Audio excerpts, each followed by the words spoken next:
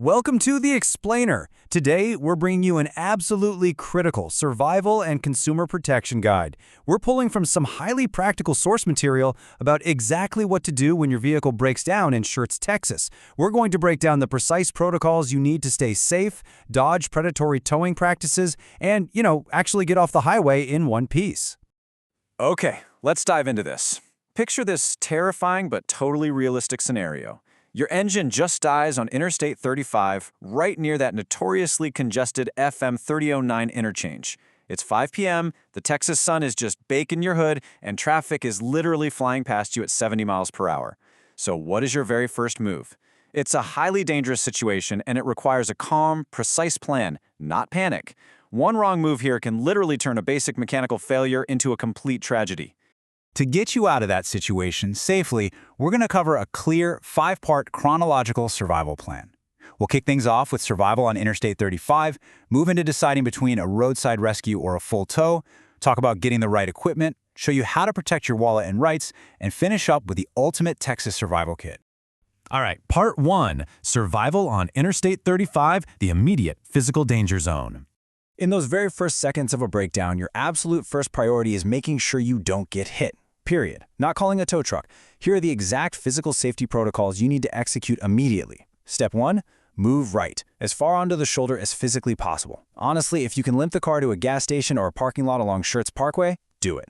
Listen, it is entirely worth ruining a rim to get off that highway. Step 2, turn your wheels away from the road. Why? Because if you happen to get rear-ended, you don't want your car pushed out into active traffic. Step 3, get those hazards on, and if it's dark out, keep your interior dome light on so oncoming drivers can clearly see your silhouette. And finally, Step 4, stay buckled inside your vehicle unless you can physically get behind a solid concrete barrier. There is a really powerful mindset you need to adopt right now from our source material. Quote, "A wheel can be replaced. You can't." It's incredibly blunt, for sure, but it's the exact perspective you need when you're dealing with thousands of pounds of metal flying by at highway speeds. People hesitate, they don't want to damage their car any further, but your personal safety is paramount. Now, you might be thinking, well, what about the Texas move over or slow down law? That's the one that requires drivers to move over a lane or drop their speed by 20 miles per hour for emergency lights. But guys, you absolutely cannot bet your life on every single commuter following those rules. Defensive survival is completely up to you. Okay, Part 2, roadside rescue or full tow. Time to diagnose the disaster.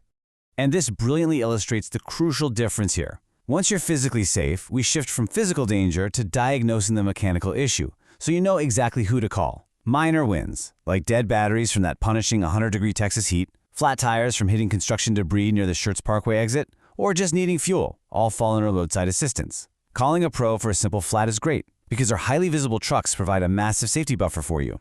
Contrast that with full recovery. Total engine failure, hauling heavy-duty pickups or commercial rigs, and complex flash flood extractions. You have to diagnose your issue correctly right off the bat to get the right help dispatched.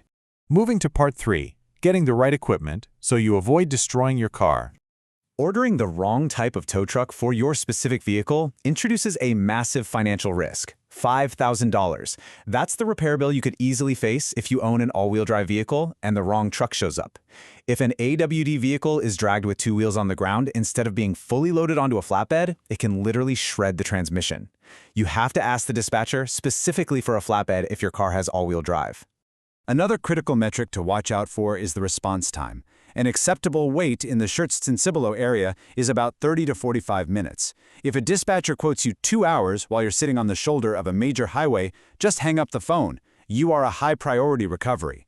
Local experts use the back ways through FM 78 to bypass those terrible 1103 construction zones, so they really shouldn't be making you wait for hours in a danger zone.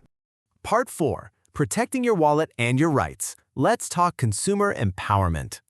Once that tow truck finally arrives, you need to understand your consumer rights to defend yourself against predatory wreck chasers. Now, what's really interesting about this slide is the drop fee.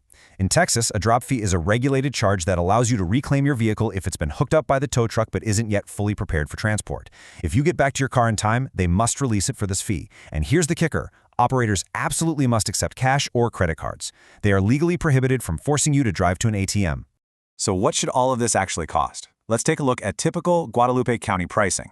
A standard base hookup fee should run you somewhere between $75 and $100. The per-mile rate will generally sit at about $3 to $5. And going back to that drop fee we just talked about, the state law maximum for a vehicle under 10,000 pounds is $135. Knowing these numbers means you know exactly what a transparent, legitimate estimate looks like before the hook ever hits your frame.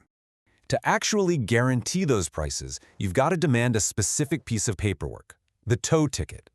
This document absolutely needs to show the company name, their TDLR, that's the Texas Department of Licensing and Regulation, license number, and a fully itemized list of charges. The TDLR is the state body that holds these operators accountable, so that license number is completely non-negotiable. If a driver refuses to show you this paperwork, send him away. Also, keep in mind, unless your car is blocking a main road and creating an immediate hazard, you have the right to request a specific towing company, even over the preferred Schertz Police Department rotation. And finally, Part 5, the Texas Survival Kit, prepping for the inevitable. This final phase is all about getting ready before a crisis even hits. These are your absolute trunk essentials. First, keep 2 gallons of water back there. That's for you and your smoking radiator. Second, a portable battery jumper pack to combat those heat-induced battery deaths. Third, high-visibility reflective triangles or flares to make sure heavy traffic sees you early. And fourth, actually this is vital, a physical map. Why a physical map? Because cell phone service gets incredibly spotty in the rural pockets out toward Marion. Do the homework now, save a vetted 24/7 towing number in your phone today, and pack these items. So the crucial takeaway is this. You now know the laws, you know the costs, and you've got the survival protocols down. Which brings us to one final, huge question. Are you ready for when the Texas heat finally catches up to your engine? We really hope this explainer has empowered you to assemble your own survival kit and face the I-35 corridor with total confidence. Thanks for learning with us today.